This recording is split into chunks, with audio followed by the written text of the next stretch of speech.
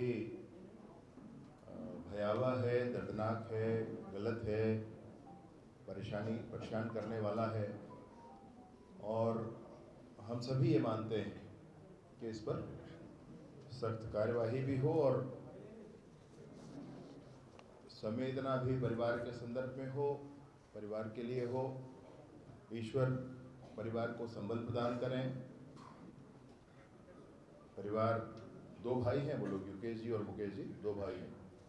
मैं नियमित रूप से लगभग सुबह जैसे ही चाहे शेविंग करते समय, ब्रश करते समय बस्तर जंक्शन लगा कर रखता था, क्योंकि वो बहुत अंदर तक जा कर के नक्सलियों से और इंटरव्यू करके आया करते थे।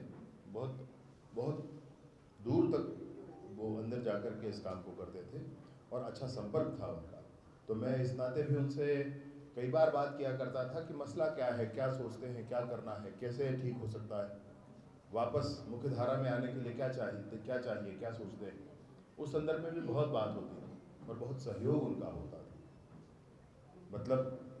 मुकेश जी के साथ ऐसा होने से बस्तर में शांति की स्थापना के लिए किए जा रहे कामों को झिझोड़ा गया है। बस्तर में नक्सलवाद, लाल आतंक के दाग को खत्म करने के लिए जो अभियान किए जा रहे हैं उसको कमज़ोर करने की कोशिश की गई है। और इन सारी बातों के पीछे कौन है, इस बारे में भी हम लोग चर्चा करेंगे। पहले मैं आपको जो आपके मन की अधीरता है, और सबके मन की अधीरता है, होना भी चाहिए, वो आपको पहले ज़रूर बता दूं कि ये जो मुकेश जी की हत्या की गई है उसमें कांग्रेस नेता सुरेश चंद्राकर के रिश्तेदार रितेश चंद्राकर, दिनेश चंद्राकर और उनके कर्मचारी महेंद्र रामटेके को पुलिस ने हिरासत में ले लिया है।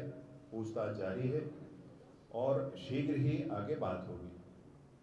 और दूसरी एक विशेष बात आपके सामने रखना चाहता हूँ, तुरंत ही इस पर कार्यवाही करते हुए IPS मयंक गुर्जर अतिरिक्त पुलिस अधीक्षक हैं बीजापुर में, उनके नेतृत्व में 11 सदस्यीय टीम बना करके SIT का गठन करके और इस प्रकरण की पूरी जांच शुद्धता से की जाएगी, यह भी निर्णय हो गया है। टीम की घोषणा हो गई है। इसमें कांग्रेस नेता सुरेश चंद्राकर और उनके अन्य आरोपियों के जितने भी बैंक खाते हैं, जैसा कि मांग भी आया था ऐसा करना है, उन बैंक खातों को चिन्हांकित करके सील करने का काम भी किया जा रहा है। और विगत 4 घंटों में कांग्रेस नेता सुरेश चंद्राकर के 3 बैंक खातों को होल्ड भी कर लिया गया। यह भी प्रक्रिया आगे की गई। साथ ही साथ अनेक ऐसे अवैध कंस्ट्रक्शन के यार्ड बना रखे थे जो वन भूमि पर भी थे और अन्य स्थानों पर थे। सबका ध्यान उस पर गया, सबकी बात उस पर हुई। तो ऐसे अवैध निर्माणों को और उस पर कार्यवाही करने का भी काम हो गया है, प्रारंभ हो गया है। वह भी प्रकरण में जो कांग्रेस नेता सुरेश चंद्राकर फरार हैं, उनकी गिरफ्तारी के लिए 4 अलग अलग टीमें अलग अलग दिशाओं में भेजी गई। शीघ्र ही वो पकड़ा जाएगा, कहीं नहीं भाग सकता, उसमें कोई भी ये नहीं है। और पूरी कोशिश करके इस पूरे प्रकरण में पुलिस 3-4 हफ्तों में, गिरफ्तारी के उपरांत 3-4 हफ्तों में चालान भी पुटअप हम कर देंगे। स्पीडी ट्रायल के लिए पूरी कोशिश करेंगे। और अब किसी को फांसी होती है या कोर्ट क्या सजा देती है, ये कोर्ट का निर्णय होता है।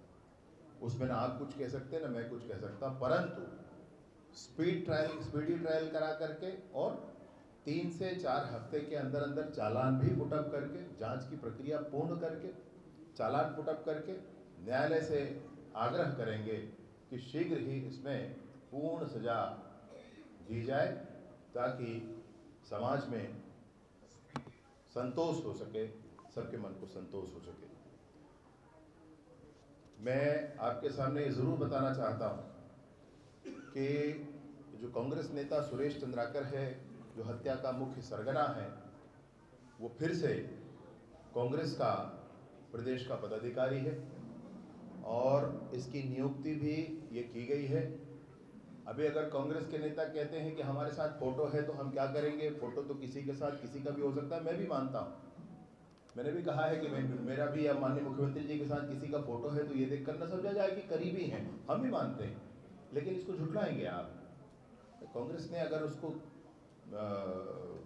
इसमें जिले का प्रभारी बनाया है और ये अक्टूबर 2023 में ये घोषणा हुई है तो इसको झुठलाया नहीं जा सकता। इस पर कोई, मैं सोचता हूँ कि नहीं कह सकता इस बात को कि जबरदस्ती कुछ कहा जा रहा है।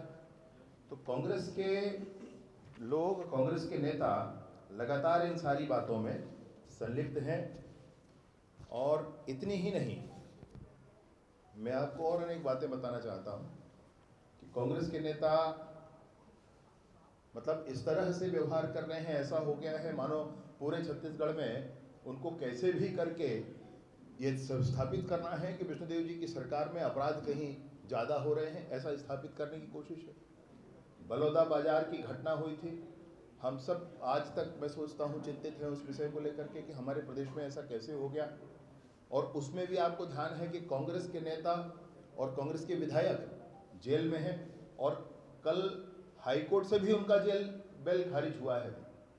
इससे पहले लोअर कोर्ट से खारिज हुआ था, कल हाई कोर्ट से भी कांग्रेस के विधायक का बेल खारिज हुआ है। तो बलौदा बाजार में उनकी संलिप्तता रही।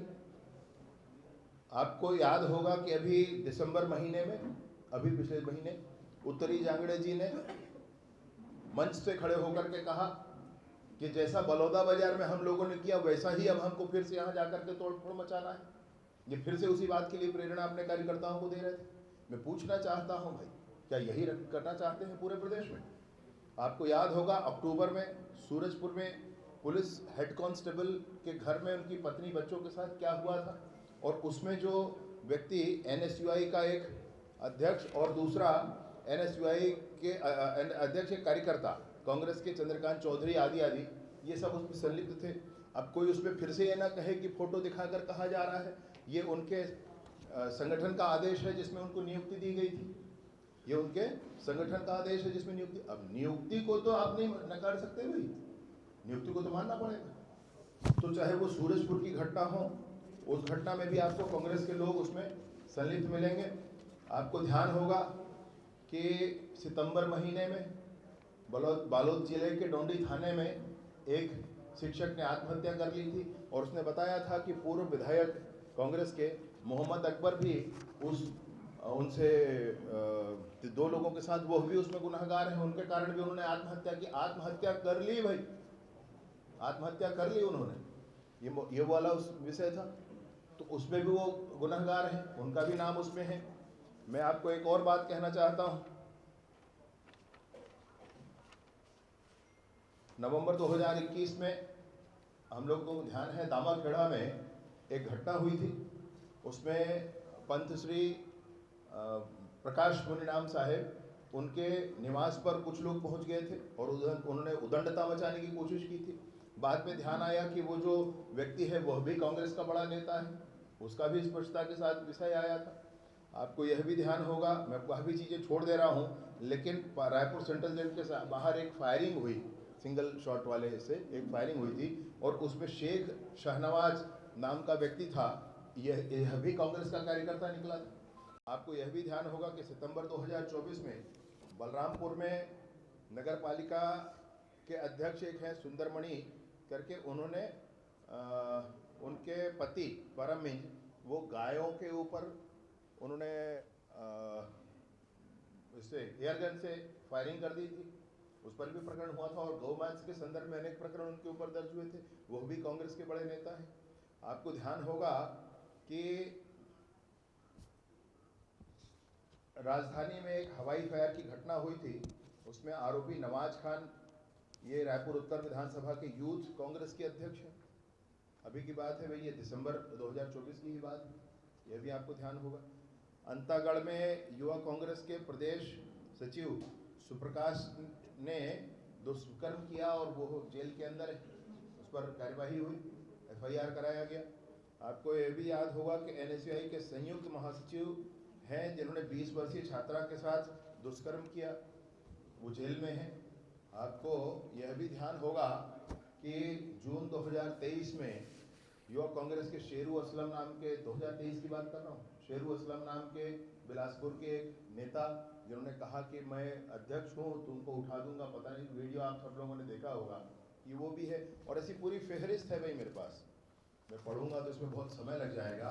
मैं निसंदेह ये कहना चाहता हूँ कि कांग्रेस के लोग संलिप्त हैं इसमें, और मैं बिल्कुल ये नहीं कह रहा हूँ कि हर एक कांग्रेसी, हर एक कांग्रेस का नेता अपराधी है, परंतु मैं ये समझना चाहता हूँ कि हर एक अपराध में कांग्रेस क्यों आ रहा है सामने, हर एक अपराध में कांग्रेस कैसे सामने आ रहा है, क्या योजनाबद्ध ढंग से किया जा रहा है।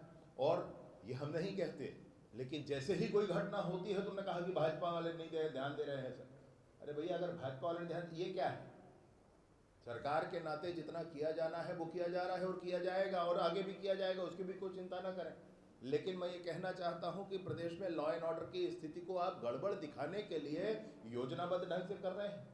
कुछ दिनों पहले मुख्यमंत्री भूपेश बघेल जी ने कहा था कि पहले हम तो महीने में पैसे दिया करते थे, इन्होंने बंद कर दिया इसलिए अब अपराध हुए जा रहे हैं, ऐसा भी उन्होंने कहा था।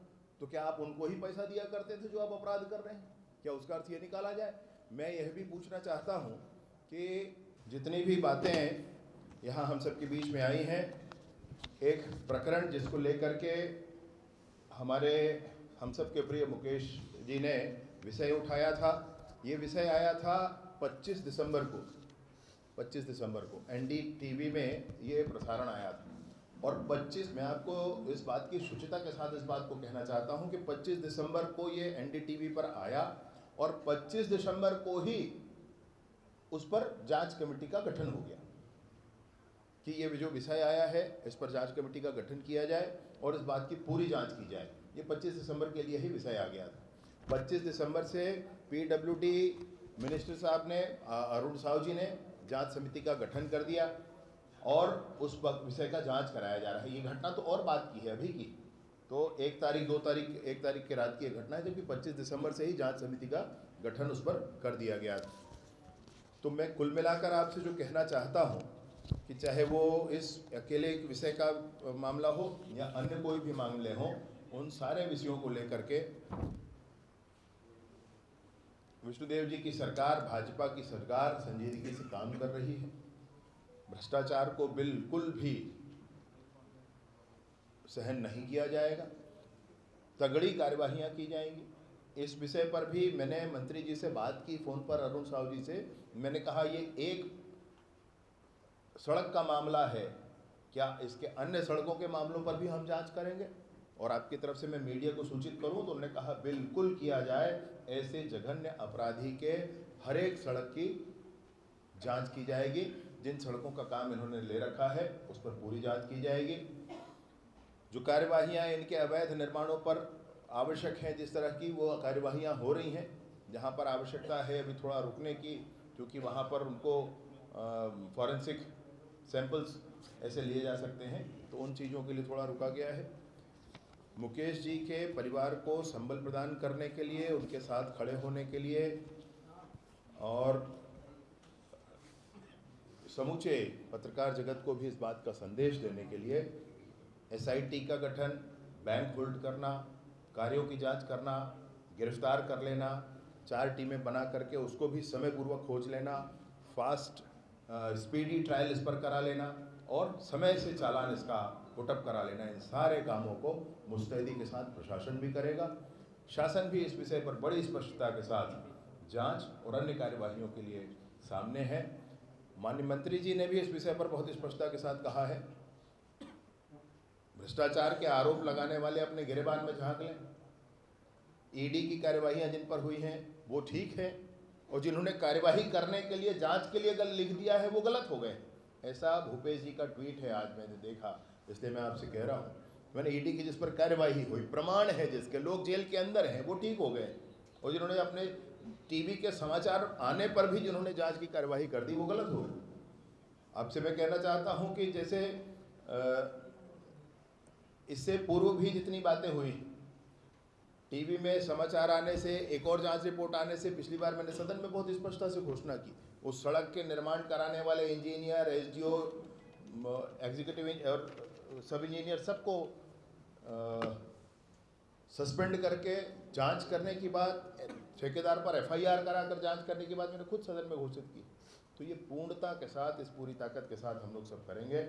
मैं उन परिवार को भी संबल प्रदान करने के लिए साथ ऐसा अनजाना नहीं भाई, युकेश जी से मेरी बात भी होती, उनके भाई से मेरी बात भी होती, बच्चे युकेश जी के 2 बच्चे हैं, अविवाहित थे मुकेश जी, उनसे बात होती है। तो परिवार के हर संभव सहयोग के लिए माननीय मुख्यमंत्री जी ने भी बहुत स्पष्टता के साथ ये बात कही है। मैं इस पूरी बात के साथ ये ज़रूर कहना चाहता हूँ कि जो दुर्घटना हुई है बहुत कष्टदायी है। बस्तर में शांति की स्थापना की दिशा में मील का पत्थर साबित हो रहे मुकेश जी हम सबके बीच में नहीं रहे। वो जो बस्तर में शांति स्थापित नहीं होने देना चाहते, वो जो बस्तर के गांवों तक विकास की गंगा को नहीं पहुंचने देना चाहते, वो जो बस्तर में बिछे हुए आईडी को ख़त्म नहीं होने देना चाहते, वो जो बस्तर में लाल आतंक को बने रहने देना चाहते हैं, उनके माध्यम से ही ये काम अभी किया गया है। कोई भी बाधा आ जाए, जो भी बाधा हो जाए, बस्तर बिल्कुल ठीक और शांत होकर रहेगा। और मुकेश जी की आज जो उन्होंने सच्चाई के मार्ग को, सच को उठाने के लिए जो पराक्रम किया है, उसको हम सदैव याद रखेंगे। मैं आपको बहुत स्पष्टता के साथ बताना चाहता हूँ, मुकेश जी ऐसे अनेक अभियानों पर अनेक बार निकला करते थे, जब वो हफ्ते भर भी नहीं आते थे। ये बात सब जानते हैं, पहला बात। दूसरा बात, उन्होंने अंतिम बातचीत उसी कांग्रेस के नेता से की, सुरेश चंद्रकर से।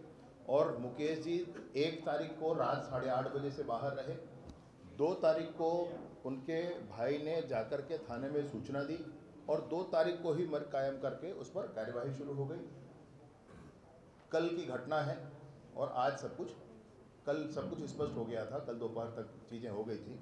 मतलब पुलिस की कार्यवाही में प्रशासनिक तौर पर कहीं आप ढिलाई अगर देख रहे हो तो बताएं मुझे एक बार।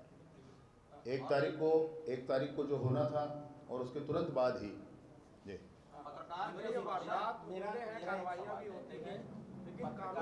जी पूरे समाज के लिए करता है, पूरा जीवन दे देता है।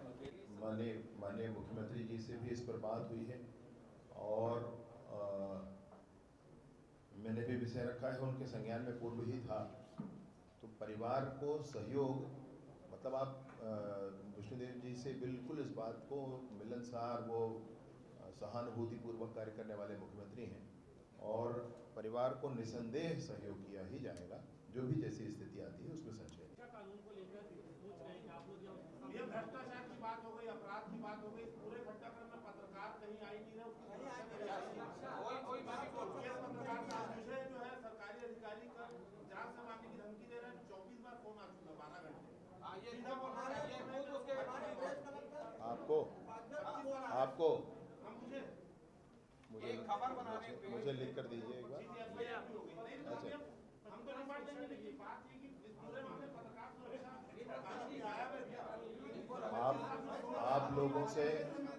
आप लोगों से चर्चा करके क्या प्रावधान कानूनन हो सकता है उसको समझ करके अगर ये संभव हुआ तो ज़रूर लेकर आएंगे। आप उसमें नहीं, मेरी बात सुनिए। मैं आपसे कुछ बहाने नहीं कर रहा हूँ। मेरी बात सुन लो भैया, मेरी बात सुन। मैं आपसे कोई बहाने नहीं कर रहा हूँ, मैं प्रैक्टिकल कह रहा हूँ। आ गया क्या? बन गया क्या?